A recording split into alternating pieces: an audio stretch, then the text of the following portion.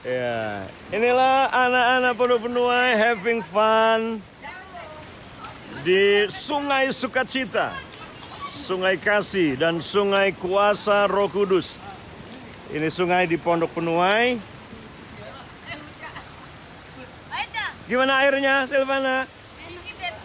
Dingin? Wow.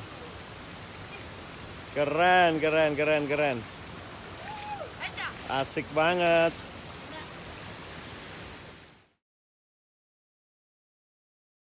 Selamat pagi jemaat Tuhan dimanapun Anda berada. Pagi ini sama-sama kita akan mau meninggikan Tuhan, Raja di atas segala raja, dari rumah kita masing-masing. Mari kita berdoa. Kami bersyukur Tuhan buat anugerah, kesehatan, kekuatan, sukacita yang melampaui segala akal yang Kau berikan bagi kami. Kami merayakan itu pagi ini dengan menyanyikan pujian penyembahan bersama dengan keluarga kami. Terima kasih Tuhan, dalam nama Yesus kami berdoa. Amin.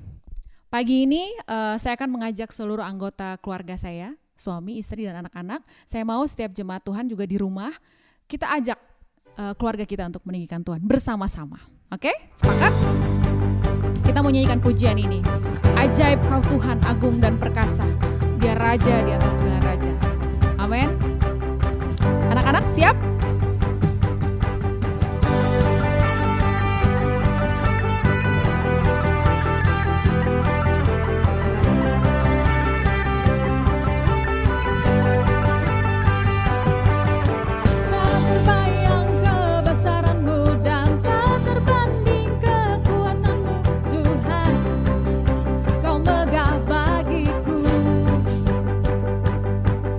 Senam jiwa dan pengharapan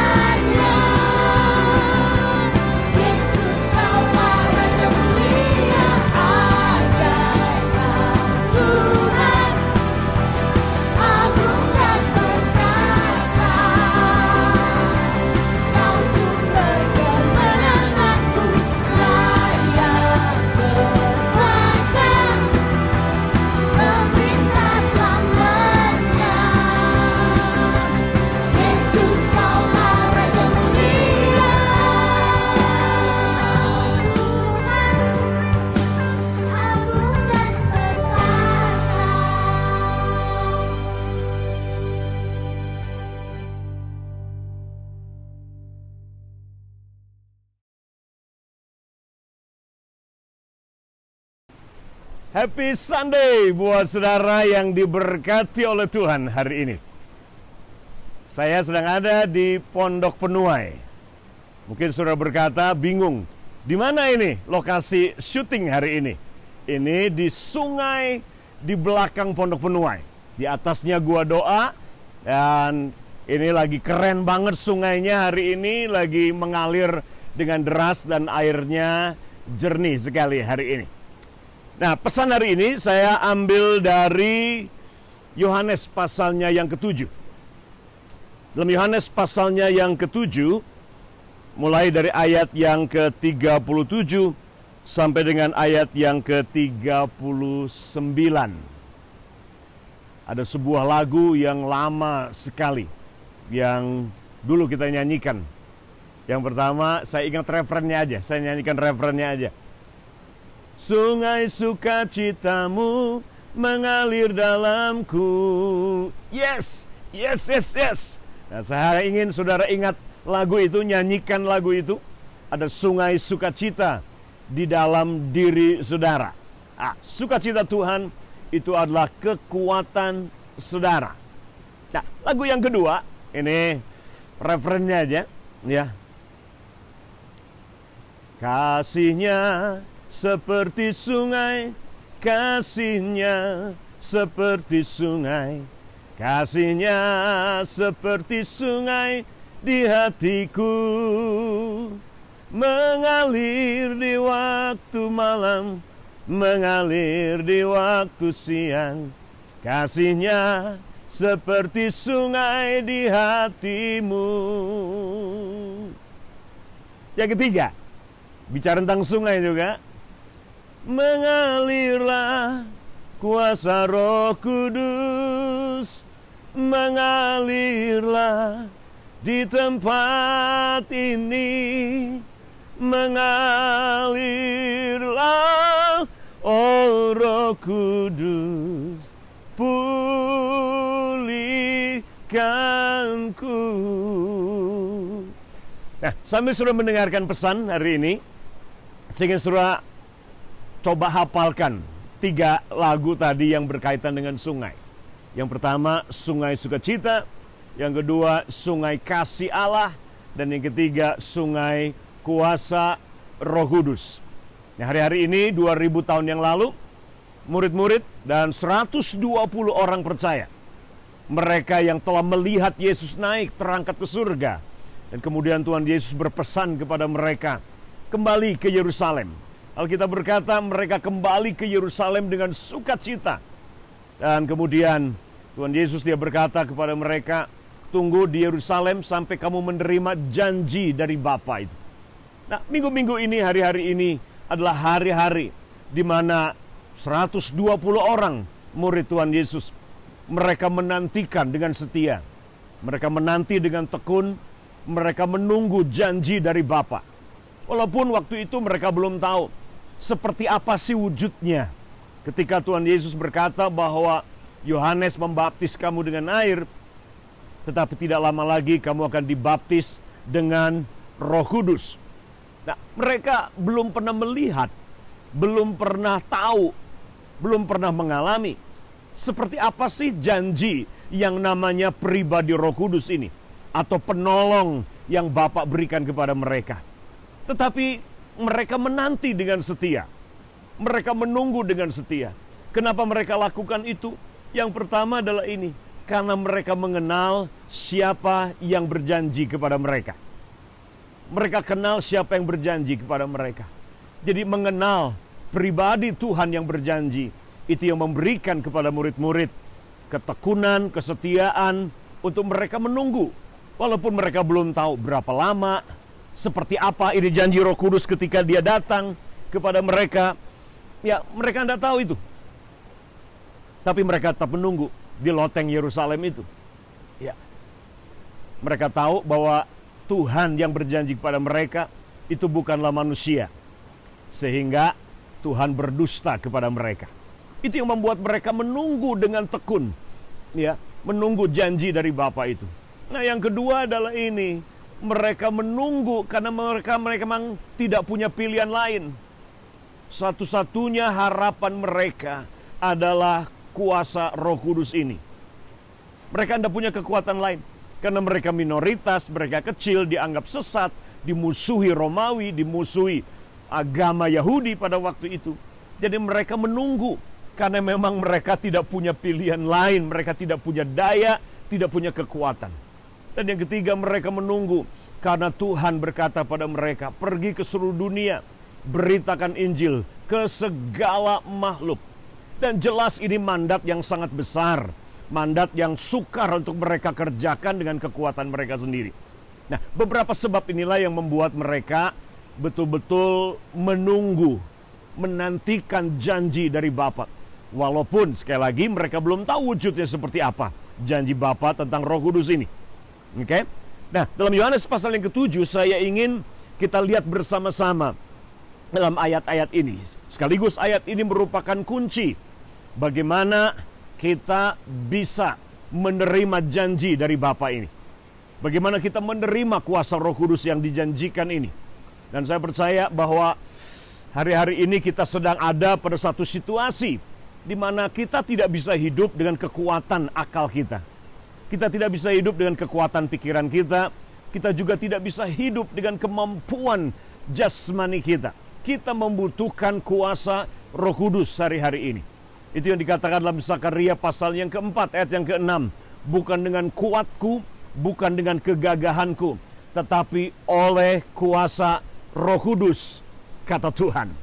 Nah, bagaimana saudara menerima janji yang Bapa berikan kepada saudara? Dalam Yohanes pasalnya yang ke-7, ayat yang ke-37 sampai 39. Saya bacakan buat saudara. Dikatakan demikian. Dan pada hari terakhir, kita sedang hidup pada hari-hari yang terakhir. Kita nggak perlu ragukan itu. Melihat tanda-tanda, melihat kondisi zaman, kondisi dunia hari ini. Kita tahu bahwa kita sedang hidup di hari-hari yang terakhir ini. Dikatakan di sini, pada hari yang terakhir, yaitu pada puncak perayaan itu. Puncak perayaan itu. Yesus berdiri dan berseru. Yesus dia berdiri dan berseru di akhir puncak perayaan itu. Dan dia berkata, barang siapa haus, baiklah ia datang kepadaku dan minum. Dan barang siapa percaya kepadaku, seperti yang dikatakan oleh kitab suci, dari dalam hatinya akan mengalir aliran-aliran air hidup itu. Yang dimaksudkannya ialah roh yang akan diterima oleh mereka yang percaya kepadanya. Sebab roh itu belum datang karena Yesus belum dimuliakan. Ayat ini mengandung prinsip-prinsip penting bagaimana saudara menerima janji Bapa. Nah, saya percaya bahwa janji pemberian Roh Kudus, janji pencurahan Roh Kudus, janji Bapa memberikan pribadi ketiga dari Tritunggal, yaitu pribadi Roh Kudus, ini merupakan janji yang terbesar setelah Yesus. Ya, Bapa sudah berikan segalanya. Dia bukan cuma berikan berkatnya, dia berikan pemberi berkat, yaitu pribadi Yesus sendiri. Itu sebabnya Roma pasal 8 dia berkata bahwa kalau anaknya saja Yesus dia tidak sayang, dia berikan buat kita. Maka kenapa kamu khawatir? Pasti semua kebutuhanmu yang lain dia akan cukupi, dia akan berikan. Karena semua berkat sudah ada di dalam Yesus Kristus. Ketika Tuhan Yesus mati di kayu salib, seluruh berkat ada di dalam sana. Kutuk dia pikul supaya kita diberkati. Kesembuhan dia sudah sediakan supaya kita tidak perlu hidup dalam sakit penyakit lagi hari ini. Kematian kita tidak perlu pikul hari ini supaya kita hidup dalam kehidupannya. Cuma janji, yaitu pribadi Roh Kudus yang hari-hari ini kita nantikan, yang dikenal dengan hari Pentakosta. Hari Minggu yang akan datang itulah hari Pentakosta. Hari di mana Bapa memberikan pribadi ketiga, yaitu Roh Kudus. Yang berfungsi Roh Kudus ini salah satunya sebagai eksekutor dari semua janji-janji Bapa ini. Ya, Bapa yang punya ide, Yesus yang menjadi pelaksana, tetapi Roh Kuduslah Dia yang memberikan kuasa untuk mengeksekusi. Roh Kudus yang memberikan hikmat, Roh Kudus yang memberikan kemampuan. Untuk Yesus Dia mentaati Bapa. Oleh karena itu pribadi ini sangat-sangat penting sekali, pribadi Roh Kudus ini. Nah, kunci yang pertama untuk saudara hidup dalam janji Bapa, yaitu pribadi Roh Kudus, adalah ini, rasa haus. Tuhan Yesus berdiri dan Dia berkata, barang siapa yang haus, datang kepadaku dan minum. Jadi yang pertama, kunci pertama adalah ini, untuk saudara menerima janji dari Bapa adalah seberapa saudara haus akan pribadi Roh Kudus. Seberapa saudara menginginkan dan merindukan pribadi Roh Kudus.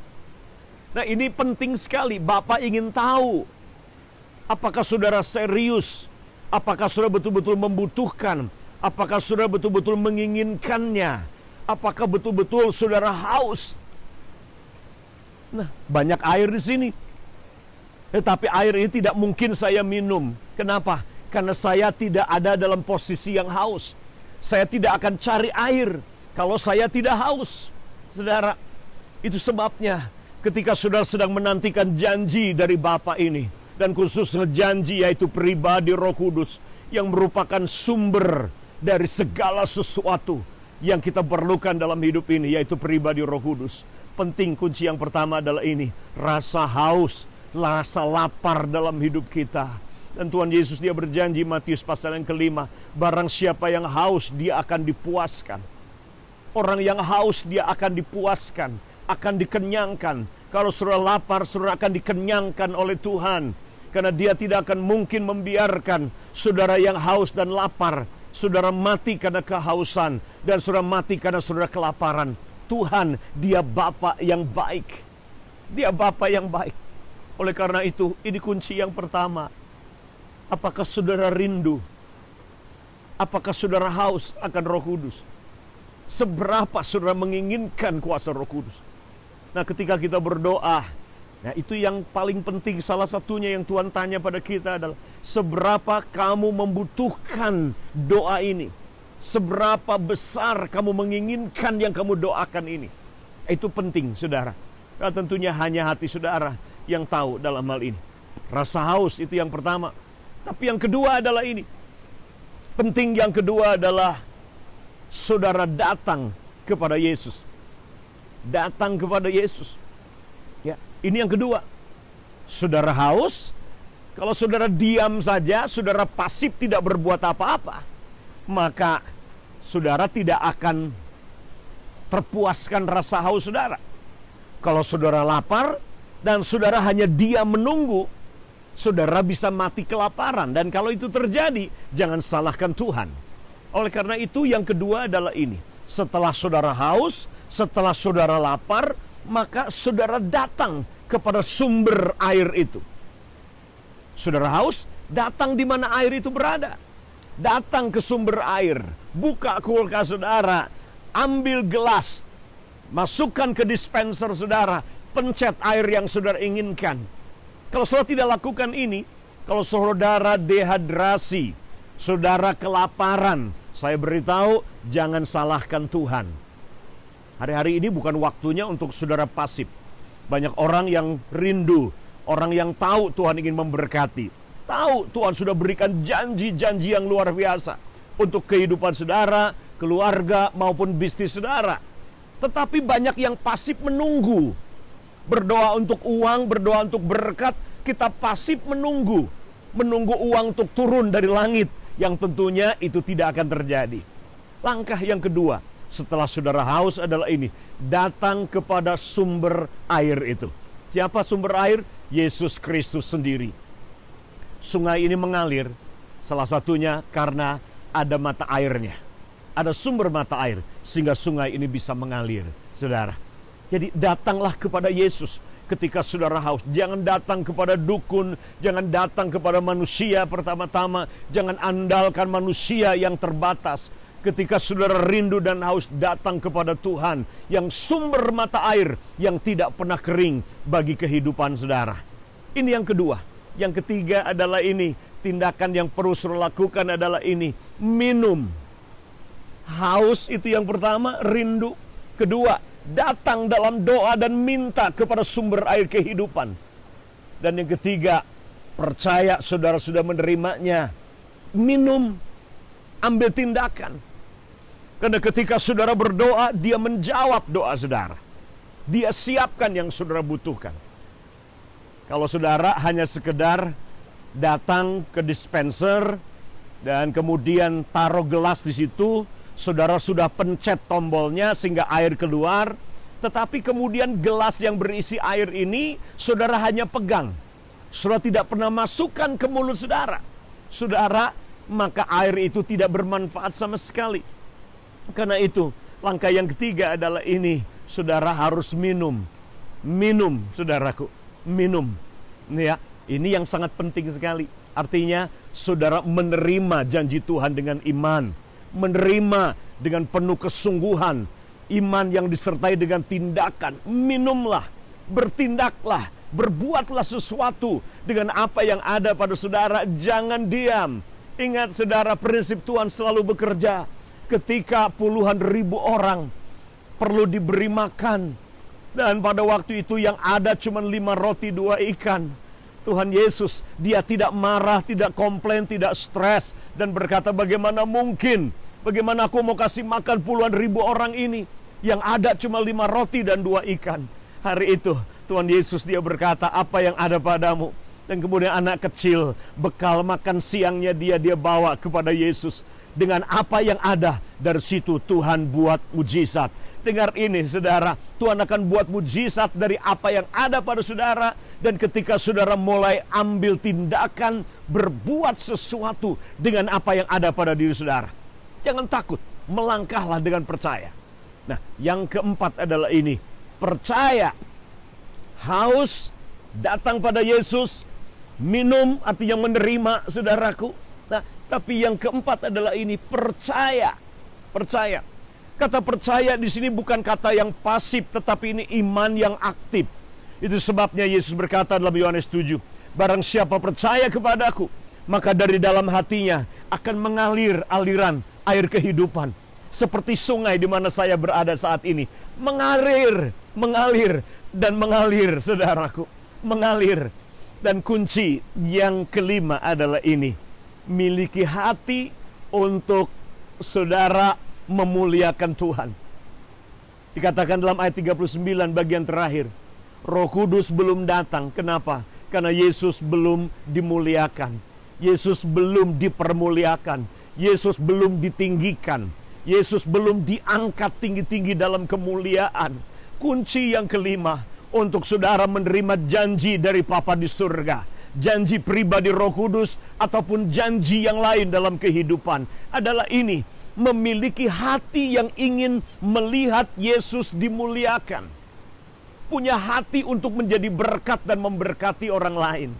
Punya hati yang ingin selalu Yesus ditinggikan dalam hidup saudara. Yesus dimuliakan, Yesus dipuji, Yesus disembah. Miliki hati yang seperti ini, saudara. Ayat ini berkata, Yesus, karena Yesus belum dimuliakan, itu sebabnya janji Bapa ini belum datang, belum turun. Saudara, kalau bicara tentang sungai, kita berbicara tentang sesuatu yang sangat tidak egois. Coba lihatlah, saudara. Sungai ini selalu memberi. Dia terus mengalir dan memberi. Seperti inilah hidup kita. Kalau hidup kita punya filosofi seperti sungai. Yang pertama, sungai itu tidak egois, karena dia selalu mengalir. Dan yang kedua, sungai itu tidak pasif, selalu bergerak. Selalu bergerak, saudaraku, sungai ini. Dan yang ketiga, sungai ini selalu segar dan selalu baru. Ya, karena apa? Karena dia airnya terus berganti. Kasih setia Tuhan selalu baru dalam hidup saudara. Dan saya ingin hari ini saudara terima pesan pada hari Minggu yang dahsyat dan ajaib. Minggu sebelum hari Pentakosta pencurahan Roh Kudus ini. Dia mau saudara miliki hati yang motivasinya adalah ini. Saya ingin jadi berkat. Saya ingin memberi. Saya ingin mengalirkan sesuatu kepada keluarga, kepada kota, kepada bangsa ini. Ketika hatimu seperti sungai yang mengalir dan dinamis dan terus mengalir, percaya saya, saudaraku, surga tidak akan menahan sedikit pun berkat buat saudara. Surga tidak akan menahan Roh Kudusnya, kuasanya buat hidup saudara. Dia ingin hari ini sudah mengalirkan sukacita. Sungai sukacita mengalir dari hati saudara. Sungai kasih Tuhan termanifestasi dalam tindakan-tindakan nyata, dalam pengorbanan, dalam pemberian saudara, dalam berkorban buat orang lain hari-hari ini. Ada sungai kuasa Roh Kudus di dalam diri saudara yang siap untuk dialirkan. Tetapi itu air akan terpendam di dalam kita dan tetap di dalam dan tidak mengalir jadi sungai. Kalau kita tidak punya hati, tidak punya motivasi, ingin menjadi berkat bagi bangsa, menjadi berkat buat keluarga, jadi berkat buat sesama kita. Yuk kita menjadi seperti sungai di mana saya sedang berada hari ini. Sungai ini terus mengalir, saudaraku, mengalir. Dia bawa sampah yang ada. Dia nggak ada yang bisa menahan sungai ini. Terus memberi, memberi, dan memberi, dan memberi. Mari saya berdoa buat saudara. Siapkan diri saudara dalam minggu ini untuk Roh Kudus melawat rumah saudara. Untuk Roh Kudus dicurahkan dalam keluargamu, di ruang tamumu, di ruang kerjamu, bahkan di ruang belajarmu. Sudah tidak perlu menunggu. Sudah tidak perlu menunggu sampai hari Pentakosta, hari pencurahan Roh Kudus. Karena sesungguhnya Roh Kudus sudah dicurahkan 2000 tahun yang lalu. Hari ini kita tinggal percaya, haus, menerima, dan bertindak. Dia akan berikan buat saudara bahasa-bahasa yang baru. Dia akan limpahi saudara dengan kasih-Nya yang memampukan saudara sebagaimana murid-murid. Kasih yang membuat mereka bisa mencintai orang-orang yang paling membenci mereka. Kasih yang memampukan mereka untuk mengampuni orang-orang yang melukai, yang menyakiti. Kuasa yang memberi kepada mereka keberanian untuk hidup, tetapi juga keberanian untuk mati demi Injil Tuhan Yesus Kristus.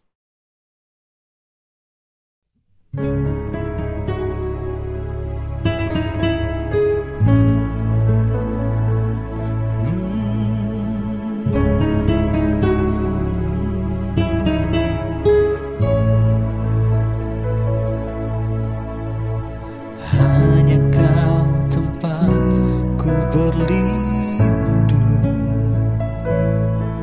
hanya Engkau laguku dan kekuatanku.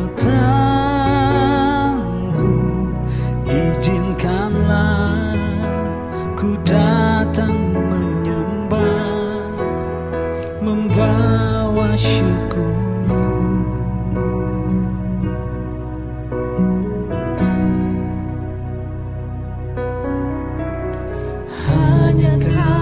Tempatku berlindung, hanya Engkau laguku dan kekuatanku. Izinkanlah ku datang menyembah, membawa syukurku.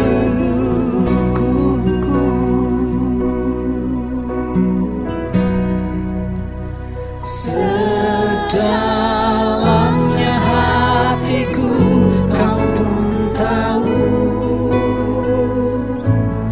dan kasih-Mu tak jauh dalam jiwaku. Di dalam kesesatan, di dalam kemenangan, ku tahu Engkau selalu bersamaku.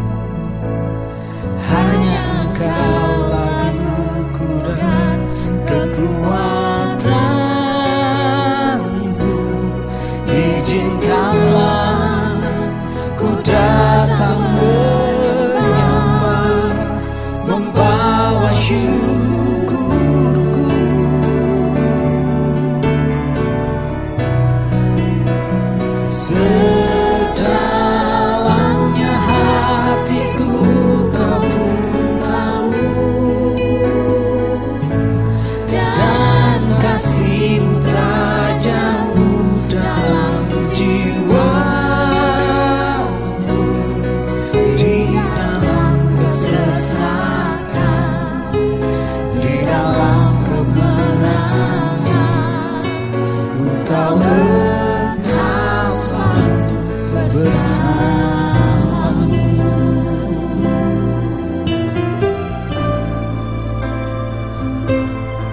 Satu hal yang kami tahu, Engkau ada selalu bersama kami di segala situasi, di segala keadaan. Engkau tidak pernah meninggalkan kami.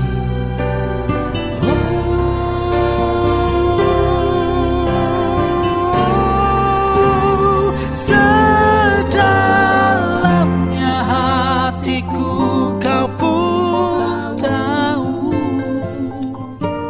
dan kasih-Mu tak jauh dalam jiwaku.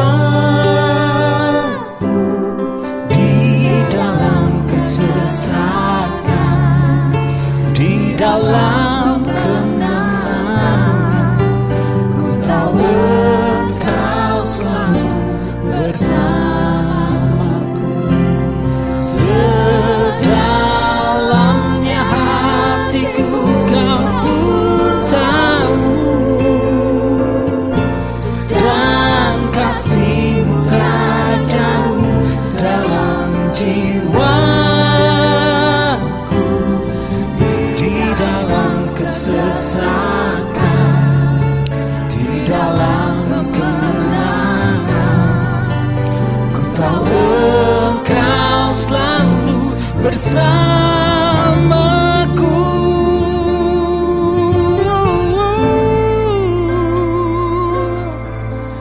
Ku tahu Engkau selalu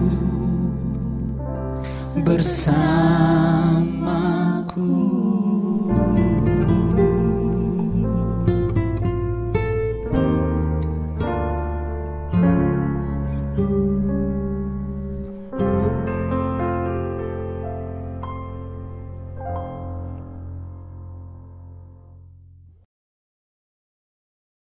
Mari saya berdoa buat saudara hari ini. Haleluya. Ada sungai kasih yang sedang mengalir. Ada sungai sukacita yang sedang mengalir di tengah-tengah kesedihan duka cita saudara. Ada sungai sukacita yang mengalir, saudara, yang adalah sumber kekuatan saudara. Ada sungai kasih Bapa yang sedang mengalir bagi saudara untuk bisa mengampuni, menerima, dengan rela mencintai orang-orang yang mungkin tidak layak dicintai. Ada sungai kuasa yang mengalir dari dalam saudara. Alirkan dan jangan tahan sedikit pun. Kalau saudara sedang ada di rumah saat ini, gandeng tangan, tumpang tangan, pegang tangan buat keluarga saudara saat ini. Ya, di dalam kasih Tuhan, taruh tanganmu, pegang tanganmu buat orang sekelilingmu di rumahmu sementara engkau mendengarkan ini. Dan lihat ada sesuatu yang mengalir. Karena saat ini surga sedang mengalirkan sesuatu ke dalam roh saudara. Dan saudara alirkan itu kembali dalam nama Tuhan Yesus. Bapa, hamba berdoa saat ini dalam nama Tuhan Yesus. Aku berdoa, mari saat ini ada breakthrough Tuhan. Ada terobosan yang terjadi di dalam roh setiap umat-Mu yang sedang mendengarkan hamba-Mu berbicara saat ini. Taruh rasa haus bahwa mereka untuk datang kepadamu, bertemu dengan Engkau. Dan miliki Tuhan, beri pada mereka iman untuk mereka bertindak dan menerima. Dan beri kepada mereka Tuhan iman yang aktif, yang terus bergerak dan bergerak dan bergerak. Dan jadikan setiap mereka seperti sungai yang terus memberi dan terus mengalir dan terus mengalir dan terus mengalir. Dalam nama Tuhan Yesus Kristus, Roh Kudus saat ini curahkan dalam ruang tamu, dalam ruang keluarga di mana mereka sedang mendengarkan hamba-Mu berbicara. Surga terbuka saat ini dalam nama Yesus Tuhan. Dan curahkan kuasa Roh Kudus ini dan penuhi mereka dengan kuasa. Terima kasih Bapa di surga. Terima kasih. Kami bersyukur kepada-Mu Bapa. Terima kasih. Komranda basyako brada kasyada karadabo. Shikim brada bakarada bahasyiko. Jangan tahan saudara. Dia beri bahasa yang baru buat saudara. Dia beri bahasa yang baru. Karena bahasa manusia tidak lagi cukup. Tidak lagi mampu mengekspresikan apa yang Roh Kudus sedang lakukan dalam diri saudara. Kita perlu dimensi doa yang supranatural. Di mana Roh Kudus memberikan bahasa untuk kita berdoa. Terima kasih Bapa di surga. Terima kasih, beri bahasa yang baru dalam nama Yesus Kristus Tuhan. Terima kasih Bapa. Terima kasih dalam nama Tuhan Yesus Kristus. Amin. Sekali lagi, saudara yang membutuhkan pelayanan, konseling, doa, hubungi saya. Ada nomor telepon saya di situ. Saudara boleh konsultasi kalau terjadi pengalaman-pengalaman yang mungkin saudara bingung atau ingin bertanya, hubungi saya di nomor telepon yang ada di layar saudara saat ini. Oke? Tuhan Yesus memberkati saudara. Sampai kita jumpa minggu depan.